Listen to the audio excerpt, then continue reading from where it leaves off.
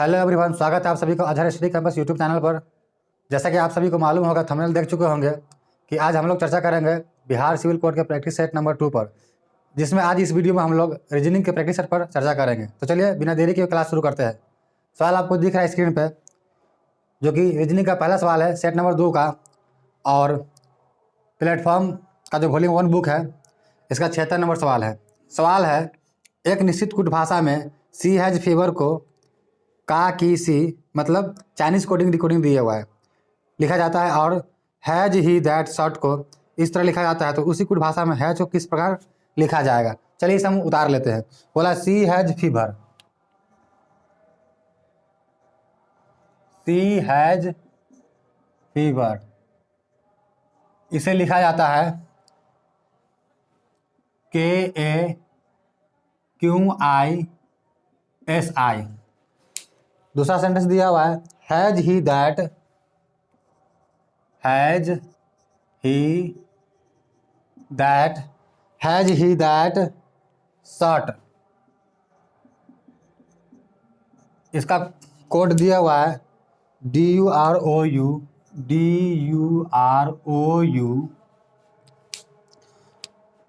TUKA, और पूछा है हमसे कि हैज का कोड क्या होगा। तो चलिए इसे देखते हैं। हैज कहाँ पे है? हैज एक यहाँ पर आपको दिख रहा है, यहाँ पर हैज है और इसमें यहाँ पर हैज है, यानी दोनों सेंटेंस में हैज है। तो कोई ऐसा कोड देखना है जो दोनों में कॉमन हो। तो देखिए का की सी, अब आपको जो मर्जी आप इसे पढ़ लें, KAQIS या का की सी, जो पढ़िए। KA यहाँ पर है, QI नहीं है, SI नहीं है, सिर्फ KA है, यानी इसका आंसर हो जाएगा राइट हैज के लिए KA, यही आपका राइट आंसर होगा। तो चलिए अगला सवाल देखते हैं। सवाल आपको दिख रहा है स्क्रीन पे। सवाल है, किसी कूट भाषा में प्ले कार्ड को TPEYEVH के रूप में लिखा जाता है, तो उसी कूट भाषा में मॉन्स्टर को किस रूप में लिखा जाएगा, और ऑप्शन दिया हुआ 4 को। चलिए देखते हैं। Play card, PLACARD, play card को लिखा है, क्या लिखा है आपका?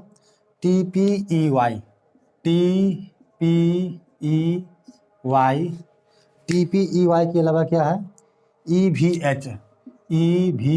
सवाल आपको दिख रहा होगा स्क्रीन पे, और पूछा है मॉन्स्टर के लिए क्या होगा। तो पूछा मॉन्स्टर के लिए क्या होगा, चलिए देखते हैं। P 16 पे आता है, अल्फ़ाबेट पोजीशन याद होना चाहिए, प्लस वैल्यू। P आता है 16 पे, T आता है 20 पे। तो हम कह सकते हैं इजीली कि 4 का बढ़ोतरी हुआ, इंक्रीज हुआ। ये आता है 12 पर, L आता है 12 पर, अब P आता है 16 पर। तो 12 4 16, यानी यहाँ भी 4 का बढ़ोतरी हुआ। A आता है 1 पर और E आता है 5 पर। तो 1 में 4 जोड़ेंगे तो 5 हो जाएगा, यानी ये तीनों में 4 बढ़ा। अब यहाँ देखिए PLA हो गया, यहाँ पर C है, यहाँ पर Y, C आता है 3 पर, Y आता है 25 पर। तो 3 में कितना ऐड करें ताकि Y यानी 25 आ जाए, यानी 22 ऐड करना होगा। यानी कि यहाँ पर देखिए पहला दूसरा तीसरा में 4 4 ऐड हुआ तो TPE आया। C में आपको यानी चौथा जो है ये बीच वाला, ये 3 इधर हो गया 3 इधर हो गया, ये बीच वाला, इसमें 22 ऐड करना है, ठीक है। और लास्ट में देखिए ARD जो है, ARD यानी EVH के लिए, तो 1 में 4 जोड़ने पर 5, 18 में 4 जोड़ने पर 22 यानी V, 4 में 4 जोड़ने पर 8 यानी H। यानी कि स्टार्ट का 3 अंत का 3, 4 बढ़ाना है और बीच वाला जो है 22 बढ़ा देना है। तो ये स्टार्ट का 3 और अंत का 3 में 4 बढ़ा लेते हैं। यहाँ देखिए 13 4 17 मतलब Q, 15 4 19 मतलब S, 14 4 18 मतलब R, ये वाला छोड़ देते हैं, ये वाला खाली छोड़ देते हैं। इसका लेते हैं 20 4 24 माने X, अब 5 4 9 माने I, 18 4 22 माने V। ये बीच वाला जो बच गया S, इसमें 22 जोड़ना है। S आता है 19 पर, इसमें 22 ऐड करेंगे तो 2 9 11 के 1 हासिल 1, 2 1 3 1 4 41 हो जाएगा। तो 41 नंबर पर कौन सा अल्फ़ाबेट आएगा? तो बहुत ईजी है इसे पता करना। देखिए 26 लेटर होता है, यानी इसमें से 26 घटा लेते हैं Z तक, बाकी जो बचेगा देख लेंगे। 11 में 6 गया तो 5 बचा, 3 में से 2 गया तो 1, यानी 15। 15 पर ओ आता है, यानी बीच में यहाँ पर ओ आएगा। आपका यही राइट आंसर होगा, QSROXIV। चलिए देखते हैं ऑप्शन नंबर कौन सा है, क्या है QSROXIV। ऑप्शन नंबर सी आपका राइट आंसर हो जाएगा। तो चलिए अगला सवाल देखते हैं। सवाल आपको दिख रहा है स्क्रीन पर। सवाल है बी ए का भाई है, सी ए के पत्नी है, ब्लड रिलेशन से सवाल दिया हुआ। चलिए इसे बनाते हैं। बी ए का भाई है, ए का भाई है बी। देखिए, चाहे भाई बहन दे या बहन बहन दे या भाई भाई दे, डॉट डॉट से हम लोग दिखाएंगे। बी जो है ए का भाई है, और आगे बोला है सी ए की पत्नी है। सी ए की पत्नी है, पति पत्नी के लिए दोनों साइड से गठबंधन कर देंगे। सी जो है ए की पत्नी है, तो ये माइनस, और जब ये पत्नी तो ये पति होना चाहिए, नहीं ये प्लस। आगे है डी सी के पुत्री है। डी जो है सी के पुत्री है, तो एरो का निशान बड़े वाले पर देंगे।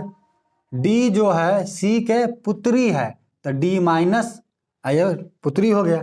डी केवल सी के पुत्री नहीं बल्कि ये ए की भी पुत्री हुई, क्योंकि सी और ए पत्नी पति है। आगे है एफ ए का पुत्र है। एफ जो है ए का पुत्र, ए का पुत्र यानी सी का पुत्र, सी का पुत्र यानी डी के भाई, एफ डी के भाई होगा। आगे पूछा है बी एफ के बच्चे से कैसे संबंधित है। बी जो है एफ के बच्चे से, तो एफ का बच्चा यहाँ पर होना चाहिए, चाहे जो भी हो, बेटा या बेटी, एफ का बच्चा। अब पूछा है बी, ये जो बी है, बी एफ के बच्चे से कैसे संबंधित। देखिए, तो यहाँ पर जो भी होगा, इसका पिता ये है, इसका पिता का पिता यानी कि इसका दादा ये हुआ, और दादा का भाई क्या होगा, दादा ही होगा। तो बी जो है एफ के बच्चे से कैसे संबंधित है, तो दादा ही होना चाहिए बी, जो कि ऑप्शन नंबर आपका डी दिया है, डी आपका राइट आंसर होगा। तो चलिए अगला सवाल देखते हैं। सवाल आपको दिख रहा है स्क्रीन पे। सवाल डाइस से दिया है, पासा से दिया हुआ है। अब पूछा है कि जब संख्या 5 ऊपरी फलक पर होगी तो निचली फलक पर कौन सी संख्या होगी। यानी कहने का मतलब, आप लूडो तो जानते होंगे, खेले होंगे। लूडो में जो डाइस होता है, पासा जो होता है, उसमें 6 अंक अंकित रहता है। तो इसने सवाल पूछा कि अगर 5 वाला डिजिट ऊपर शो किया तो जस्ट उसके नीचे कौन सा अंक होगा। तो इस तरह का सवाल को हम देखें कैसे। देखिए, यहाँ पर 5 दिया हुआ है और 5 यहाँ पर भी दिया हुआ है। अगर दोनों में कॉमन हो तो करना क्या है, कुछ नहीं, घड़ी की दिशा में चलना है, क्लॉकवाइज चलना है। तो यहाँ क्लॉकवाइज चल रहा है पहला स्टेप, यहाँ पहला स्टेप, यानी 1 आया, इसमें 3 आया, तो हम कह सकते हैं 1 के विपरीत 3 होगा। 1 के विपरीत, यहाँ बात किसका हम कर रहे हैं, विपरीत। 1 के विपरीत 3। दूसरा स्टेप चले तो 2, यहाँ दूसरा चले तो 6 आया, यानी 2 के विपरीत कौन होगा, 6 होगा। यानी अगर 1 ऊपर तो नीचे 3, 2 ऊपर तो नीचे 6 होगा। अब बच गया मेरा क्या, 5। अब 5 के नीचे कौन होगा, देखिए 1 2 3 हो चुका है, 5 6 तो बचा 4 ही ना, यानी ये मेरा राइट आंसर हो जाएगा 4, जो कि ऑप्शन नंबर आपको दिया हुआ है, ऑप्शन नंबर डी आपका राइट आंसर हो जाएगा। तो चलिए अगला सवाल देखते हैं। सवाल आपको दिख रहा है, सवाल दिया रिकवर्ड शब्द के वर्णों के ऐसे कितने जोड़े हैं जिनमें शब्द के उनके बीच उतने ही वर्ण है जितने अंग्रेजी वर्ण क्रम में होते हैं।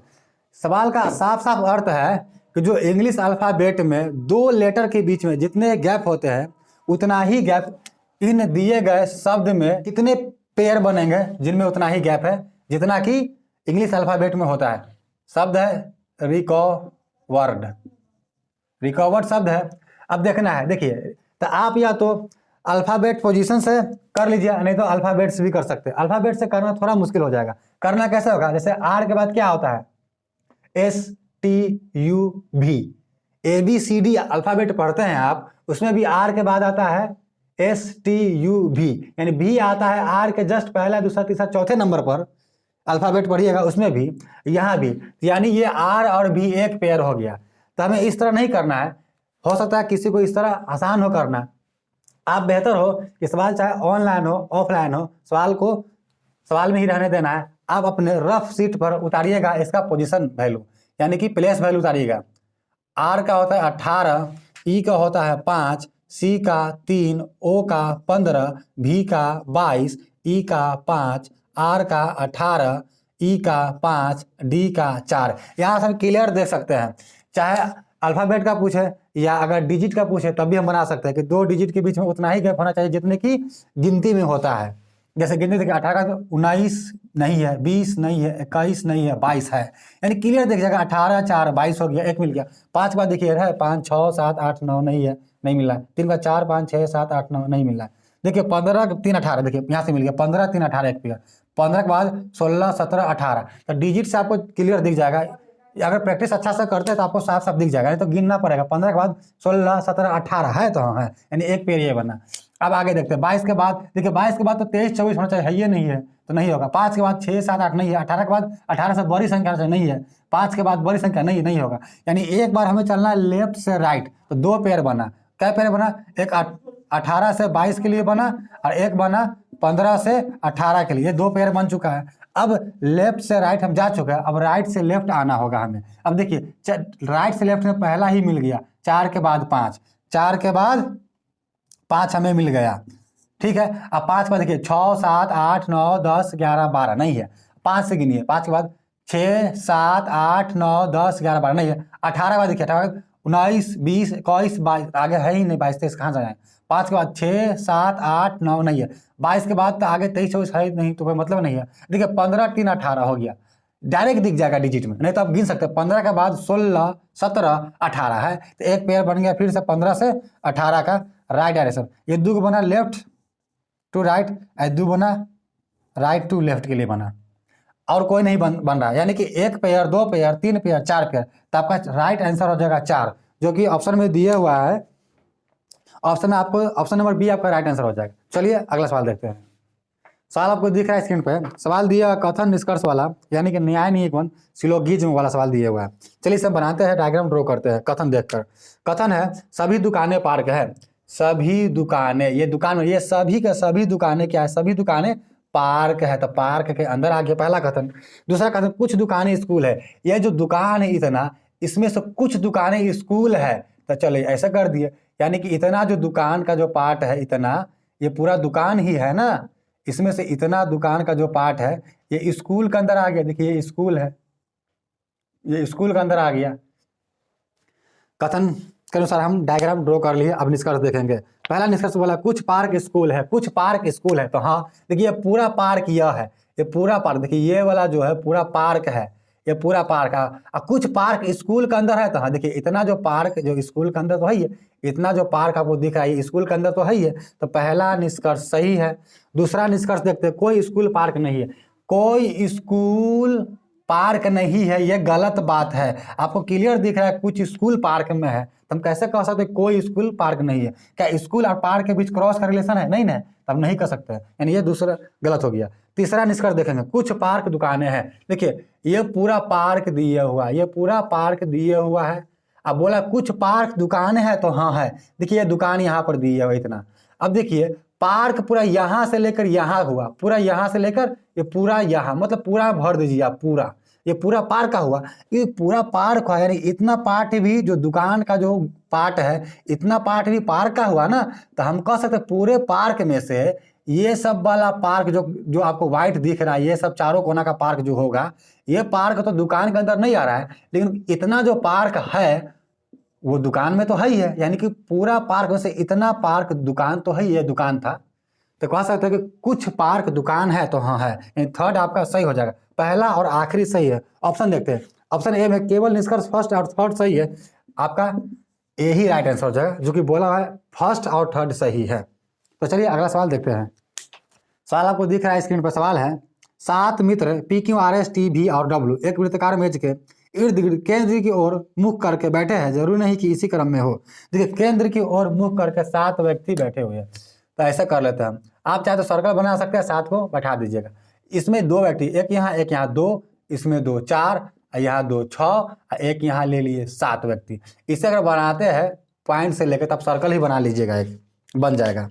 चलिए बोला है आर डब्ल्यू के बाईं और निकटतम स्थान पर और पी के बाईं और तीसरे स्थान पर बैठा है। यानी आर के ही बारे में बोला है कि आर डब्ल्यू के बाईं ओर, सभी केंद्र की ओर देख रहा है। डब्ल्यू हम यहाँ पर ले लेते हैं, आप कहीं से भी शुरू कर सकते हैं, बेहतर है कि यहाँ से ले। इसका राइट इधर हो गया, इसका लेफ्ट इधर हो गया। आर डब्ल्यू के बाईं और निकटतम स्थान पर, डब्ल्यू के बाईं इधर, निकटतम स्थान पर आर हो गया। और पी के बाईं और तीसरे स्थान पर आर जो है डब्ल्यू के निकटतम बाईं और पी के बाईं तीसरे। तो पी के बाईं तीसरे कब होगा? देखिए पहला, दूसरा, तीसरा, यानी पी यहाँ पर होना चाहिए। अब पी का रुख केंद्र की ओर है, देखिए केंद्र की ओर, तो इसका बाएं इधर हुआ, तो पहला, दूसरा, तीसरा, तो पी के बाएं और थर्ड यानी तीसरा, और डब्ल्यू के जस्ट बाएं, निकटतम बाएं, आर को बैठा दिए। अब अगला लाइन देखिए, पढ़ते हैं। आगे बोला है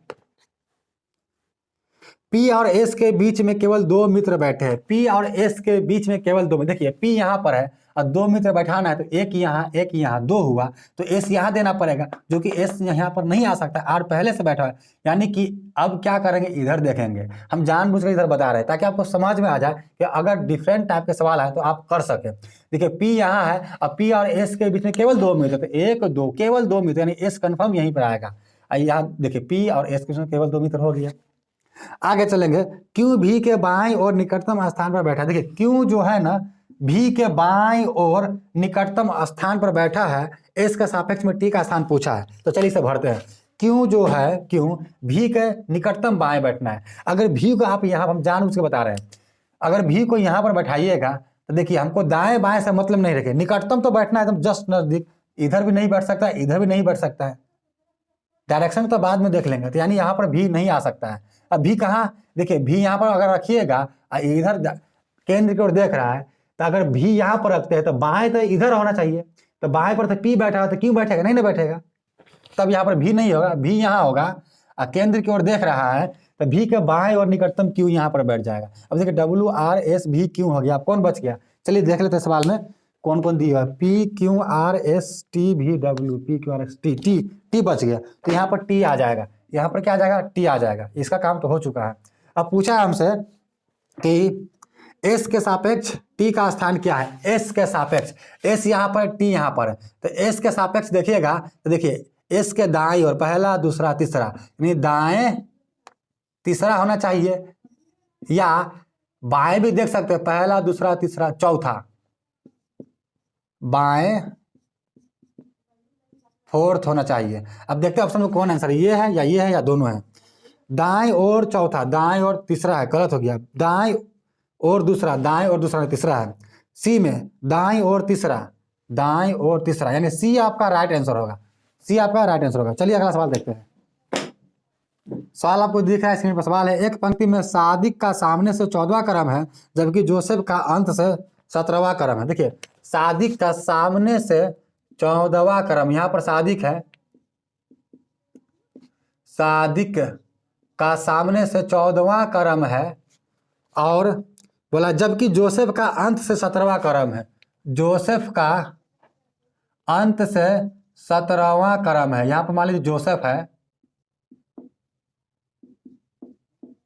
जोसेफ का अंत से 17वां क्रम है, तो आप इस प्रकार कह सकते हैं कि यह सामने से 14वां है सादिक का, तो सादिक से पहले 13 व्यक्ति, अंत से 17वां है जोसेफ का, तो जोसेफ से पहले यानी अंत में 16 व्यक्ति। अब देखिए आगे बोला है, तथा सादिक और जोसेफ के बीच में जेन है। सादिक और जोसेफ, देखिए सादिक और जोसेफ, जोसेफ के बीच में जेन है। अब बीच में कहां पर है ये पता नहीं, लेकिन बीच में जेन है। यदि सादिक जोसेफ से पहले है, यदि सादिक जोसेफ से पहले है तो बात सही है, सादिक जोसेफ से पहले इसमें है ही है। तथा पंक्ति में कुल 48 व्यक्ति, देखिए पंक्ति में कुल 48 व्यक्ति दे दिया है, तो सादिक और जेन के बीच कितने व्यक्ति है? चलिए देख ले, सादिक और जेन के बीच में पूछा कि कितने व्यक्ति होगा, सादिक और जेन के बीच में, सादिक और जोसेफ के बीच में जेन है, ये भी बात हमको पता है। चलिए अब देखते हैं, ये 14 यानी इधर 14 व्यक्ति हुआ, इधर 17 यानी 17 व्यक्ति हुआ, तो 14 और 17 कितना होता है? 31 होता है। 48 में से 31 पता है तो कितना बच जाएगा? 17 बच जाएगा। अब देखिए बीच में बैठाने के लिए आपको चाहिएगा विषम संख्या में पर्सन चाहिए, ओड नंबर में पर्सन चाहिए। जैसे समझिएगा एग्जाम्पल सही से, अगर अकेला एक है तो सादिक और जोसेफ के बीच जेन बैठ जाएगी तो हो जाएगा। नहीं तो ये भी हो सकता है कि जोसेफ से पहले एक, सादिक के बाद एक, तब बीच में जेन, तभी बीच में देखिए 3, 1 2 3, ये डैश जेन फिर डैश, 1 2 3%, 3% क्या ओड नंबर पर्सन हुआ, विषम संख्या में व्यक्ति हुआ, तो विषम संख्या होता है, एक इधर दे दिए एक इधर दे दिए, बचा बीच में जेन। नहीं तो 2 इधर बचा बीच में जेन, तभी देखिए 2 इधर 4 जेन लेके 5, यानी 5 होगा तो क्या करेंगे, एक छोड़ देंगे और 2 इधर 2 इधर। अगर 17 है तो क्या करेंगे, एक छोड़ देंगे 16 बचेगा, यानी 8 इधर और 8 इधर और जेन एक बीच में। यानी कि शादी के बाद 8 व्यक्ति, शादी के बाद क्या व्यक्ति, तो 8 व्यक्ति आएगा, 8 व्यक्ति, या आप 8 डॉट दे सकते हैं, पहला दूसरा तीसरा चौथा पांचवा छठा सातवां आठवां, 8 इधर भी 8 देंगे, 1 2 3 4 5 6 7 8, और तब यहाँ पर बीच में ये जेन है, ये कौन है, जेन। अब देखिए जेन बीच में बैठ चुकी है, जेन बीच में बैठ चुकी है। अब सवाल पूछा है कि सादिक और जेन के बीच में कितने व्यक्ति थे। देखिए जेन यहाँ पर है, सादिक यहाँ पर है, इसके बीच हम 8 व्यक्ति को पुट किए हैं, तो 8 ही आंसर हो जाएगा ना, जो कि ऑप्शन नंबर आपका दिया हुआ है, ऑप्शन नंबर डी आपका राइट आंसर हो जाएगा। तो चलिए अगला सवाल देखते हैं। सवाल आपको दिख रहा है, सवाल डायग्राम वाला सवाल दिया हुआ है, चलिए इसे देखते हैं। बोला है सर्कल कठोर श्रम करने वाले को दर्शाता है। ये जो सर्कल जो है ना, ये जो सर्कल है ये दर्शाता है कठोर श्रम करने वालों को दर्शाता है, और ट्रायंगल यानी त्रिभुज गंभीर लोगों को दर्शाता है। ये जो त्रिभुज है गंभीर लोगों को दर्शाता है, गंभीर लोग, और स्क्वायर यानी वर्ग बुद्धिमान लोगों को, ये जो वर्ग है बुद्धिमान लोगों को दर्शाता है, बुद्धिमान लोग को दर्शाता है। पूछा क्या है देख लेते हैं। तो ऐसे कठोर, पूछा है ऐसे कठोर श्रम करने वालों की संख्या ज्ञात कीजिए, ऐसे कठोर श्रम करने वाले लोगों की संख्या ज्ञात कीजिए जो बुद्धिमान है लेकिन गंभीर नहीं है। यानी कि ये कठोर वाला है, श्रम करने वाला, तो ऐसे कठोर श्रम करने वाले लोगों की संख्या बताइए जो बुद्धिमान तो होना चाहिए, यानी कि वर्ग में तो आना चाहिए लेकिन गंभीर नहीं होना चाहिए, मतलब त्रिभुज में नहीं आना चाहिए। तो देखिए ये तो 5 है, सिर्फ कठोर वाला है, ये 4 है, कठोर वाला भी है और गंभीर लोग भी है, त्रिभुज में आ गया। ये जो 1 जो है ये कठोर है, सर्कल में भी है, 1 त्रिभुज में यानी गंभीर भी है, और वर्ग यानी बुद्धिमान भी हो गया। 2 देखिए 2 जो है सिर्फ वर्ग में है और सर्कल में है, यानी कठोर श्रम और बुद्धिमान है 2, लेकिन गंभीर नहीं है क्योंकि ये त्रिभुज में नहीं आया है, इसलिए आपका राइट आंसर 2 होगा, जो कि ऑप्शन नंबर आपका बी आपका राइट आंसर हो जाएगा। चलिए अगला सवाल देखते हैं। आज का ये आखिरी सवाल है, अब बुक का 85 नंबर सवाल है, रीजनिंग का आखिरी सवाल है। सवाल है 4 मित्र कैरम खेल रहे हैं और वे कैरम बोर्ड के चारों ओर बैठे हुए हैं। देखिए कैरम जो होता है वर्ग में होता है, हम वर्ग बना लेते हैं, कुछ इस प्रकार कैरम रहता है, 4 व्यक्ति बैठे हुआ है, बी सी के दाईं ओर बैठा हुआ है। देखिए बी जो है सी के दाईं ओर, अगर सी यहाँ लेते हैं, कैरम जब लोग खेलता है ना तो डायरेक्शन ऐसे रहता है, इधर वाला का ऐसे, इधर वाला का इधर, मतलब केंद्र की ओर रहता है डायरेक्शन, समझिए अंदर की ओर रहता है। बी सी के दाईं, अगर सी आप यहाँ लीजिए यहाँ लीजिए यहाँ जहाँ मर्जी ले लीजिए, लेकिन आसान कहाँ होगा, जहाँ समय आसान होता है, यहाँ पर सी लिए, तो बी जो है सी के दाईं ओर है, तो सी यहाँ लिए, इसके दाएं इधर बाएं इधर होगा, तो बी जो है सी के दाईं ओर है, तो बी को यहाँ पर हम बैठा दिए, बी सी के दाईं ओर है। डी ए के बाईं ओर है, डी जो है ए के बाईं ओर है, ए के बाईं ओर, तो ए को यहाँ पर रखते हैं, तो ए के बाईं ओर डी यहाँ पर हो जाना चाहिए, डी ए के बाईं ओर हो गया। सी के बाईं ओर कौन है, देखिए सी के बाईं, तो सी के दाएं इधर बाएं इधर, तो सी के बाएं कौन है, आपको ए दिख रहा है, तो आपका राइट आंसर ए हो जाएगा, जो कि ऑप्शन नंबर बी आपका राइट आंसर होगा। तो दोस्तों अगर वीडियो अच्छा लगा हो तो चैनल को सब्सक्राइब कीजिए, वीडियो को लाइक कीजिए, व्हाट्सएप, इंस्टाग्राम, फेसबुक और स्टडी ग्रुप्स में शेयर कर हमें सपोर्ट कीजिए, क्योंकि आने वाले तमाम exam like Bihar police constable, Bihar police SI यानी दरोगा, बिहार एसएससी CHSL यानी इंटर लेवल सेकेंड वैकेंसी जो अपकमिंग है वो आने वाला है, सो और सेंटर लेवल का एसएससी का एमटीएस और एसएससी का सीएचएसएल, इन तमाम एग्जामों की तैयारी आपको करवाया जाएगा। न केवल प्रैक्टिस सेट या मॉक टेस्ट करवाया जाएगा इस चैनल पर, बल्कि संपूर्ण सिलेबस भी आपको subject wise and chapter wise और टाइप वाइज करवाया जाएगा। तो दोस्तों मिलते हैं नेक्स्ट वीडियो में, तब तक के लिए आप स्वस्थ रहिए, मस्त रहिए और मेहनत से पढ़ते रहिए।